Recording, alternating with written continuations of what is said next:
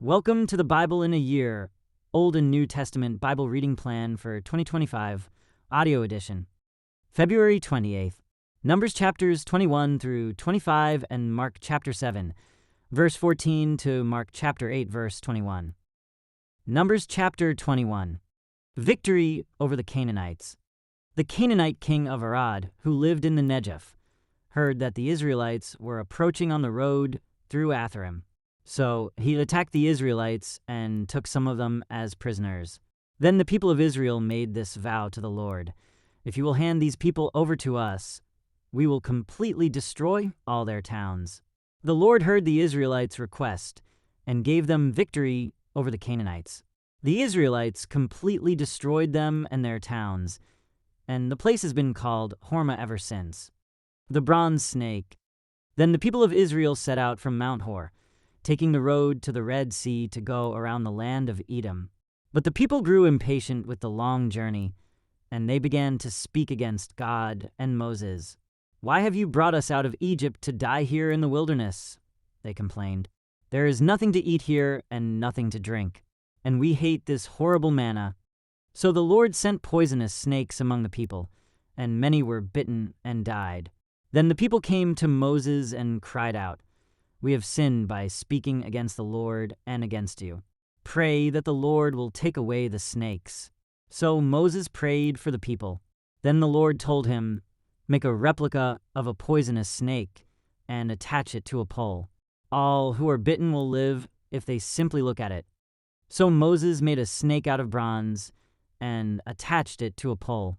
Then anyone who was bitten by a snake could look at the bronze snake and be healed. Israel's journey to Moab. The Israelites traveled next to Oboth and camped there. Then they went on to Iabrim, in the wilderness on the eastern border of Moab. From there they traveled to the valley of Zered Brook and set up camp. Then they moved out and camped on the far side of the Arnon River, in the wilderness adjacent to the territory of the Amorites. The Arnon is the boundary line between the Moabites and the Amorites.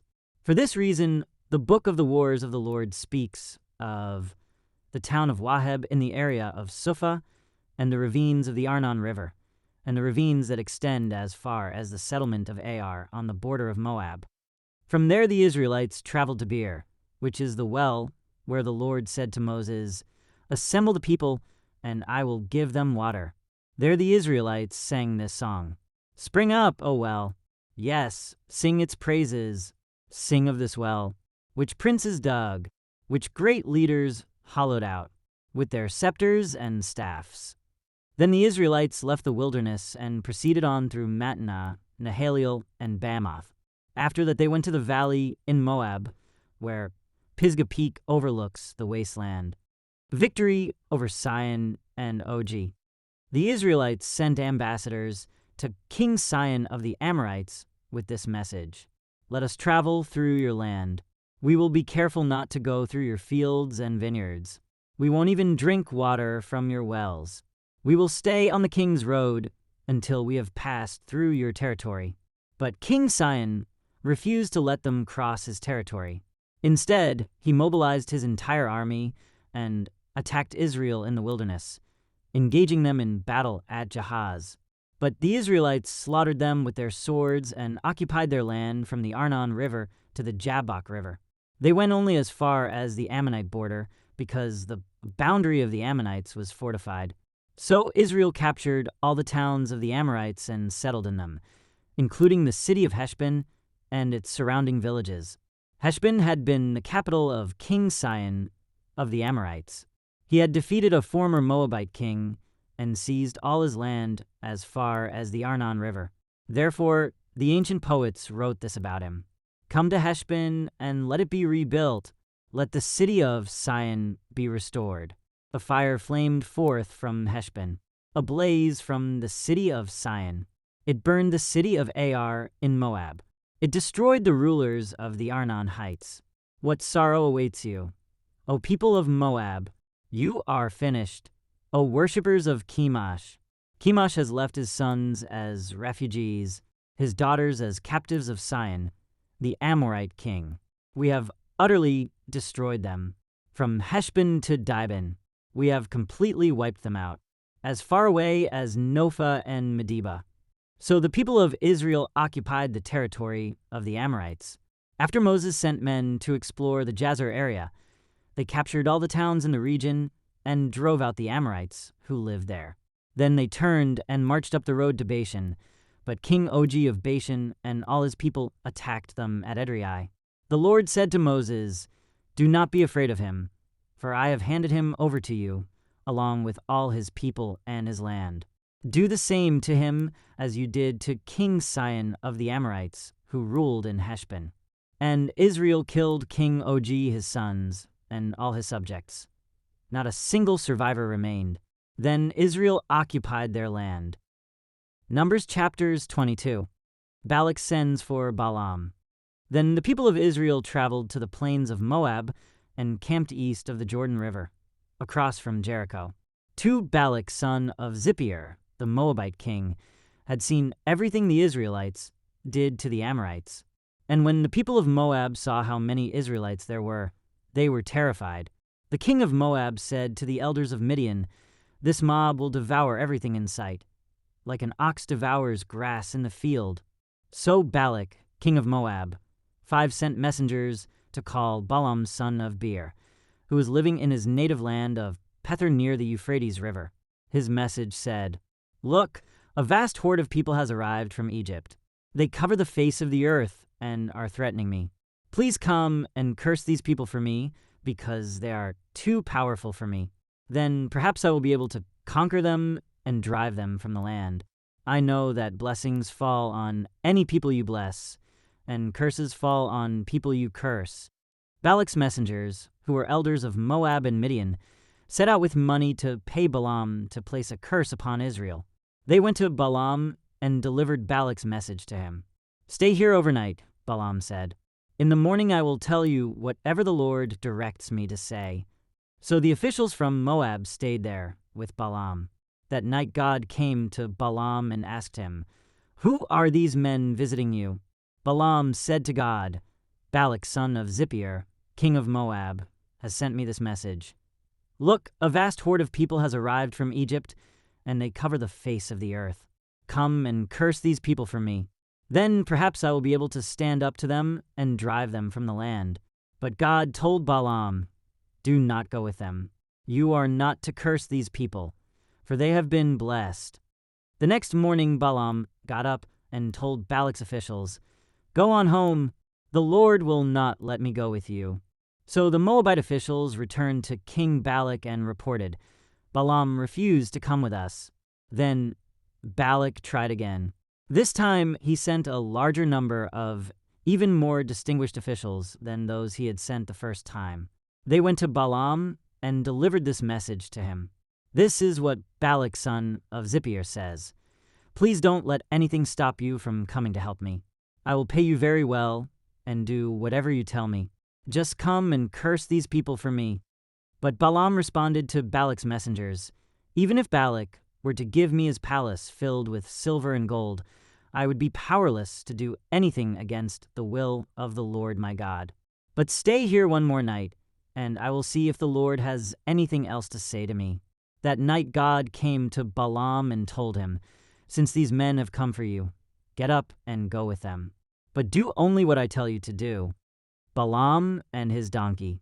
So the next morning Balaam got up, saddled his donkey, and started off with the Moabite officials. But God was angry that Balaam was going, so he sent the angel of the Lord to stand in the road to block his way. As Balaam and 2 servants were riding along, Balaam's donkey saw the angel of the Lord standing in the road with a drawn sword in his hand. The donkey bolted off the road into a field, but Balaam beat it and turned it back onto the road.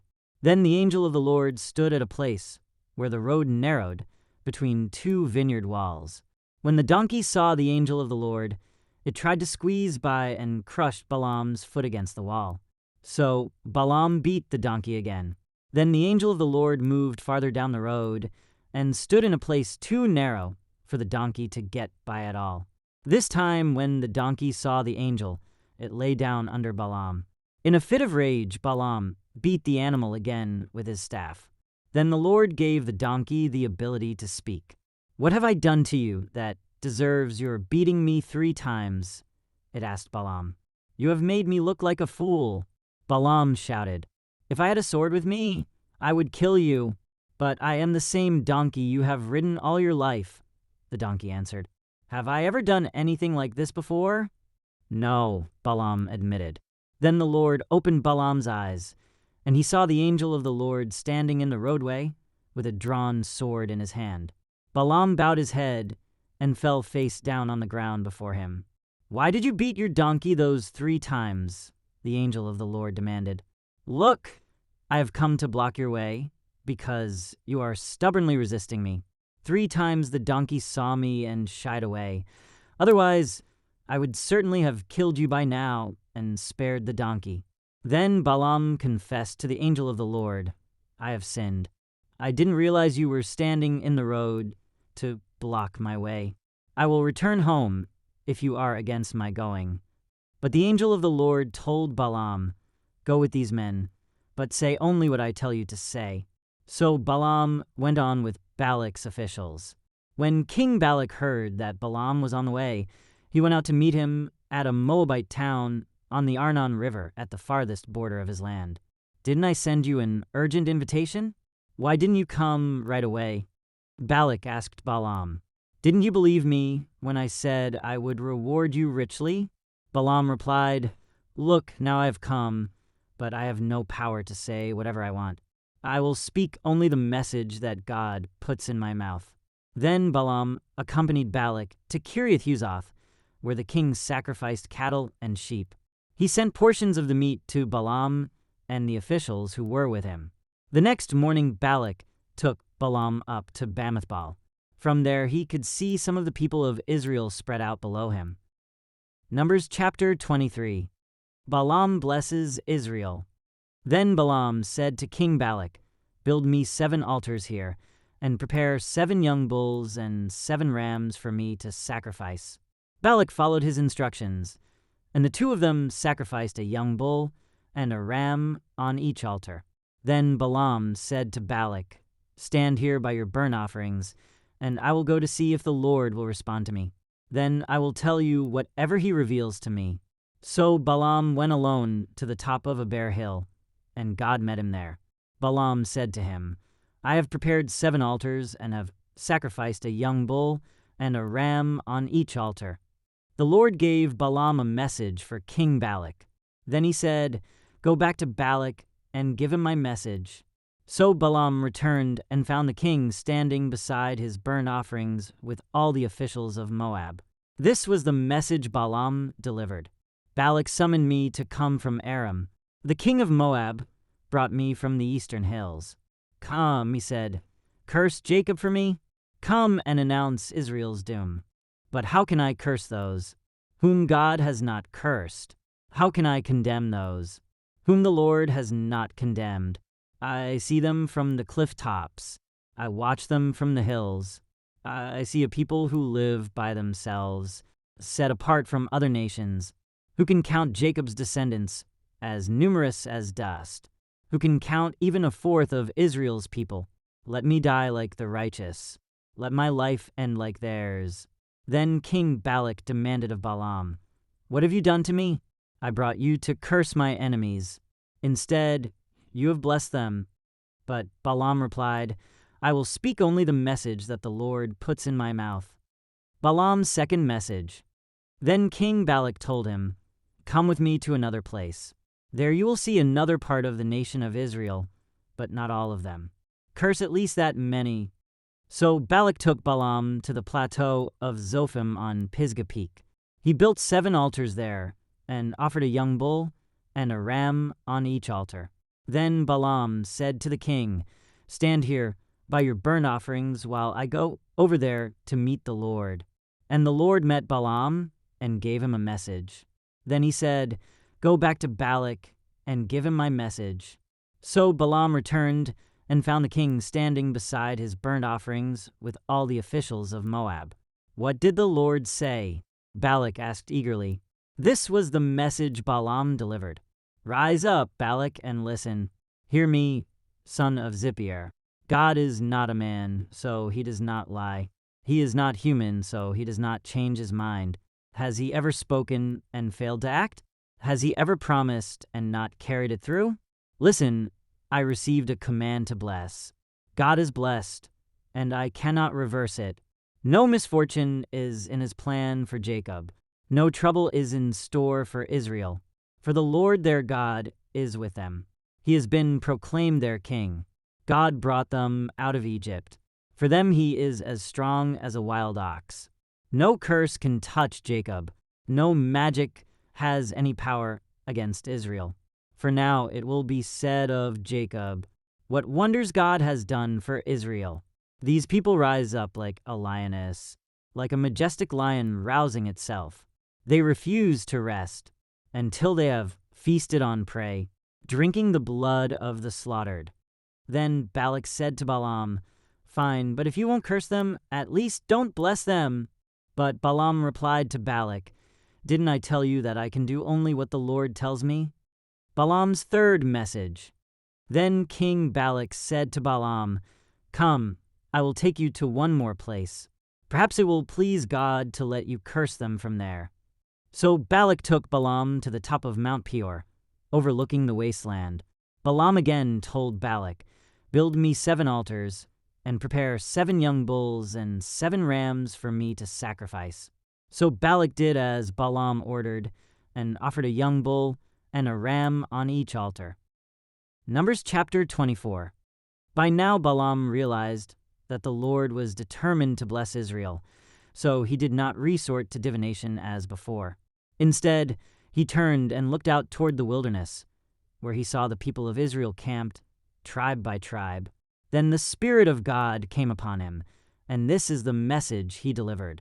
This is the message of Balaam, son of Beor, the message of the man whose eyes see clearly, the message of one who hears the words of God, who sees a vision from the Almighty, who bows down with eyes wide open.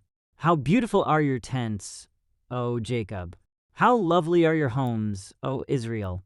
They spread before me like palm groves, like gardens by the riverside.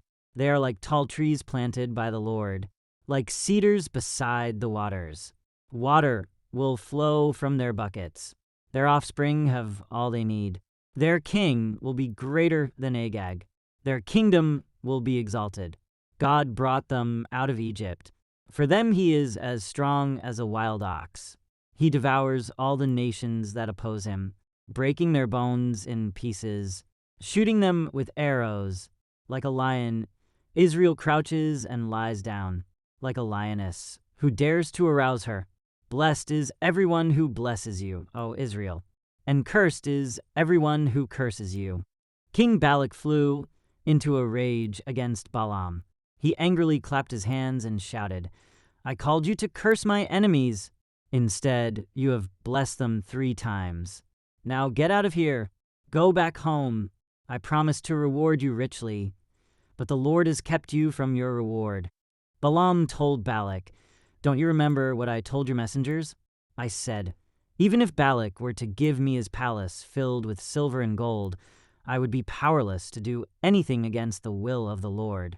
I told you that I could say only what the Lord says.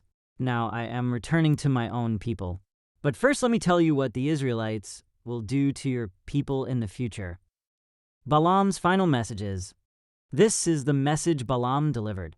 This is the message of Balaam, son of Beor, the message of the man whose eyes see clearly, the message of one who hears the words of God, who has knowledge from the Most High, who sees a vision from the Almighty, who bows down with eyes wide open. I see him, but not here and now. I perceive him, but far in the distant future. A star will rise from Jacob. A scepter will emerge from Israel. It will crush the heads of Moab's people, cracking the skulls of the people of Sheth. Edom will be taken over, and Seir, its enemy, will be conquered. While Israel marches on in triumph, a ruler will rise in Jacob, who will destroy the survivors of Ai. Then Balaam looked over toward the people of Amalek and delivered this message. Amalek was the greatest of nations, but its destiny is destruction. Then he looked over toward the Kenite and delivered this message. Your home is secure. Your nest is set in the rocks. But the Kenite will be destroyed. When Assyria takes you captive, Balaam concluded his messages by saying, Alas, who can survive? Unless God has willed it, ships will come from the coasts of Cyprus. They will oppress Assyria and afflict Eber, but they, too, will be utterly destroyed.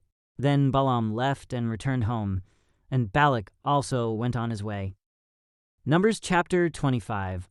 Moab seduces Israel. While the Israelites were camped at Acacia Grove, some of the men defiled themselves by having sexual relations with local Moabite women.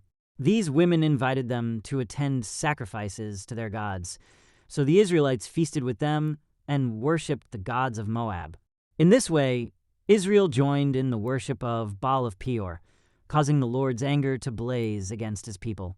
The Lord issued the following command to Moses: Seize all the ringleaders and execute them before the Lord in broad daylight, so his fierce anger will turn away from the people of Israel.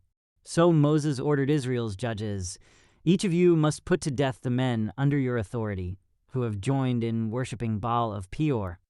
Just then one of the Israelite men brought a Midianite woman into his tent, right before the eyes of Moses and all the people, as everyone was weeping at the entrance of the tabernacle. When Phinehas son of Eleazar and grandson of Aaron the priest saw this, he jumped up and left the assembly. He took a spear and rushed after the man into his tent. Phinehas thrust the spear all the way through the man's body and into the woman's stomach. So the plague against the Israelites was stopped, but not before 24,000 people had died. Then the Lord said to Moses, Phinehas son of Eleazar and grandson of Aaron the priest has turned my anger away from the Israelites by being as zealous among them as I was. So I stopped destroying all Israel as I had intended to do in my zealous anger. Now tell him that I am making my special covenant of peace with him. In this covenant, I give him and his descendants a permanent right to the priesthood, for in his zeal for me as God, he purified the people of Israel, making them right with me. The Israelite man killed with the Midianite woman was named Zimri son of Salu, the leader of a family from the tribe of Simeon. The woman's name was Cosbi. She was the daughter of Zur, the leader of a Midianite clan. Then the Lord said to Moses, Attack the Midianites and destroy them, 18, because they assaulted you with deceit and tricked you into worshiping Baal of Peor, and because of Cosbi, the daughter of a Midianite leader, who was killed at the time of the plague because of what happened at Peor. Mark chapter 7, verses 14 to 37. Then Jesus called to the crowd to come and hear. All of you listen, he said, and try to understand. It's not what goes into your body that defiles you. You are defiled by what comes from your heart. Then Jesus went into a house to get away from the crowd, and his disciples asked him what he meant by the parable he had just used. Don't you understand either? He asked. Can't you see that the food you put into your body cannot defile you? Food doesn't go into your heart, but only passes through the stomach and then goes into the sewer. By saying this, he declared that every kind of food is acceptable in God's eyes. And then he added, It is what comes from inside that defile you. For from within, out of a person's heart, come evil thoughts, sexual immorality, theft, murder, adultery, greed, wickedness, deceit, lustful desires, envy, slander, pride, and foolishness. All these vile things come from within. They are what defile you. The faith of a Gentile woman. Then Jesus left Galilee and went north to the region of Tyre. He didn't want anyone to know which house he was staying in, but he couldn't keep it a secret. Right away, a woman who had heard about him came and fell at his feet. Her little girl was possessed by an evil spirit, and she begged him to cast out the demon from her daughter. Since she was a Gentile, born in Syrian Phoenicia, Jesus told her, First I should feed the children, my own family, the Jews. It isn't right to take food from the children and throw it to the dogs. She replied, That's true, Lord, but even the dogs under the table are allowed to eat the scraps from the children's plates. Good answer, he said. Now go home for the demon has left your daughter." And when she arrived home, she found her little girl lying quietly in bed, and the demon was gone. Jesus heals a deaf man. Jesus left Tyre and went up to Sidon before going back to the Sea of Galilee and the region of the 10 towns. A deaf man with a speech impediment was brought to him, and the people begged Jesus to lay his hands on the man to heal him. Jesus led him away from the crowd so they could be alone. He put his fingers into the man's ears. Then, spitting on his own fingers, he touched the man's tongue. Looking up to heaven, he sighed and said, "Ephphatha," which means, "Be opened." Instantly the man could hear perfectly, and his tongue was freed so he could speak plainly. Jesus told the crowd not to tell anyone, but the more he told them not to, the more they spread the news. They were completely amazed and said again and again, "Everything he does is wonderful." He even makes the deaf to hear and gives speech to those who cannot speak. Mark chapter 8, verses 1 through 21. Jesus feeds 4,000. About this time, another large crowd had gathered, and the people ran out of food again. Jesus called his disciples and told them, "I feel sorry for these people. They have been here with me for 3 days, and they have nothing left to eat. If I send them home hungry, they will faint along the way.